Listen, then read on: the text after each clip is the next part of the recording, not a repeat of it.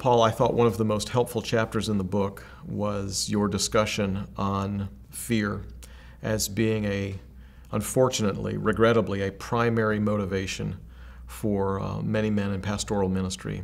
But you also talk about how debilitating being driven by fear is.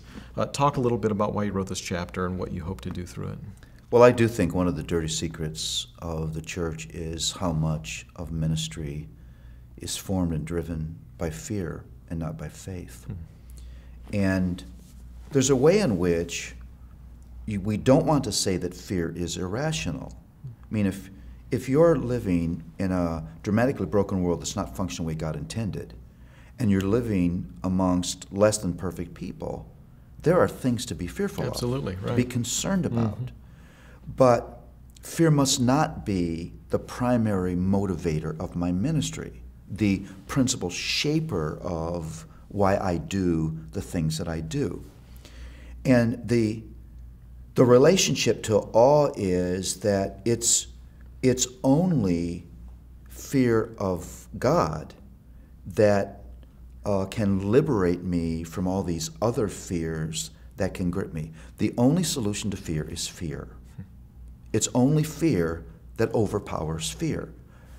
And part of that is because I was hardwired to fear.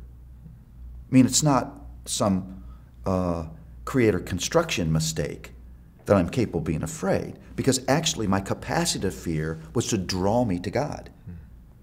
That fear of Him would be the thing that would keep me on the tracks that I'm meant to be kept on. So, in ministry, there are just very debilitating fears that can grip the heart of a pastor. First is his fear of himself. If you're at all able to be humble and honest, things just get exposed about you in ministry. Levels of anger, levels of impatience with people. You could just go on with the list. And what happens is if my confidence in me is what's keeping me going, it's hard for me to keep retaining my confidence in me because of all these things getting exposed. And I just get haunted. I just think, this is a real mistake that I'm in ministry. I'll never pull this thing off. I'm a mess. And so I sort of live trying to avoid my own weaknesses in ministry. Well, that doesn't work, because there's a way in which God wants to expose those weaknesses so that He can lift up His own strength. So that sort of, I got to avoid my weaknesses to cope, is not a way to do ministry. Fear of others. People loom large in ministry. If you're in any public ministry, there will be critical voices all around you. There will be people who love you and have a wonderful plan for your life. There will be politicking going on. And this, what if I don't please these people? What if they do gather together as allies? What if? I'd like to say that doesn't bother me, but it does. I had a particular man fairly recently who criticized my ministry. It got to me. I'd get up to speak, and his head was bigger than anybody's in the congregation. I actually had one moment where I'm preparing to preach, and I'm thinking, this point will get him. How perverse is that?